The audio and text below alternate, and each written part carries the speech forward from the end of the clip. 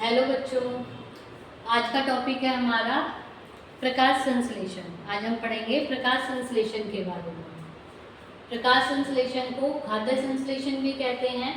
क्या मतलब है? प्रकाश का मतलब होता है लाइट, रोशनी, और संश्लेषण का मतलब होता है बनाना।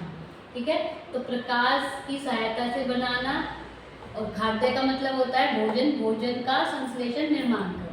ठीक है, तो प्रकाश संश्लेषण क्या होता है? हरे पौधों द्वारा सूर्य के प्रकाश की उपस्थिति में भोजन बनाने की प्रक्रिया प्रकाश संश्लेषण कहलाती है। तो प्रकाश संश्लेषण किस में होता है? हरे पौधों में होता है।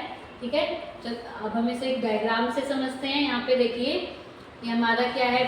प्लांट है, जिसे हम क्या कह सकते हैं? हरा पौधा। प्रकाश संश्लेषण कैसे होती है प्रक्रिया? यहाँ पर पौधों की जो पत्तियाँ होती हैं, ठीक है, पत्ती कैसे रंग की होती है? हरे रंग की होती है। हम सभी ने देखे हैं पेड़ पौधे हरे रंग के होते हैं। तो वो हरा रंग जो होता है वो किसकी वजह से होता है? क्लोरोफिल की वजह से। पौधों का जो हरा रंग है वो क्लोरोफिल की वजह से होता है।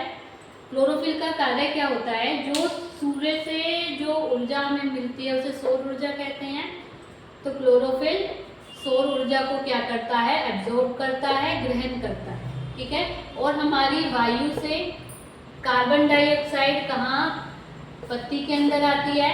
स्टोमेटा के थ्रू। जो छोटे छोटे छिद्र होते हैं पत्तियों में उन्हें हम स्टोमेटा कहते हैं, जहाँ से कार्बन डाइऑक्साइड पत्ती के अंदर जाएगी।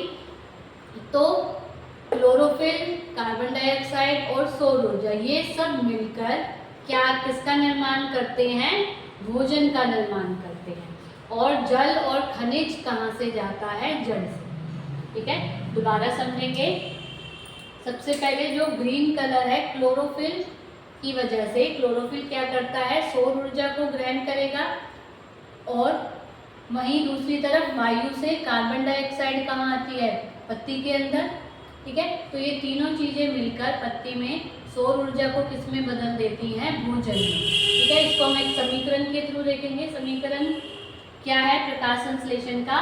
जो कार्बन डाइऑक्साइड है, जो कहाँ से आई है? वायु से। ठीक है, स्टोमेटा के थ्रू। स्टोमेटा जो क्या है? रंध्र होते हैं। स्टोमेटा को ही हम क्या कहते हैं? रंध्र। जो छिद्र होते हैं वहां से कार्बन डाइऑक्साइड जाएगी अंदर, और जो जल है, जल और खनिज है, वो जड़ से पौधे के अंदर जाते हैं। और सौर ऊर्जा जो सूर्य का प्रकाश और क्लोरोफिल, ये चारों चीजें मिलकर किसका निर्माण करती हैं? कार्बोहाइड्रेट का, जिसे हम क्या कहते हैं? भोजन। और ये पौधे में किसके रूप में इकट्ठा होता है? स्टार्च के रूप में। और साथ में मुक्त होती है ऑक्सीजन गैस। इसीलिए कहा भी जाता है कि जो पौधे हैं वो कौन सी गैस छोड़ते हैं? Oxygen gas. तो ऑक्सीजन गैस कब निकलती है? प्रकाश संश्लेषण के दौरान। जब पौधे भोजन का निर्माण करते हैं तो वायु से कार्बन डाइऑक्साइड लेते हैं और ऑक्सीजन को निर्मुक्त करते हैं।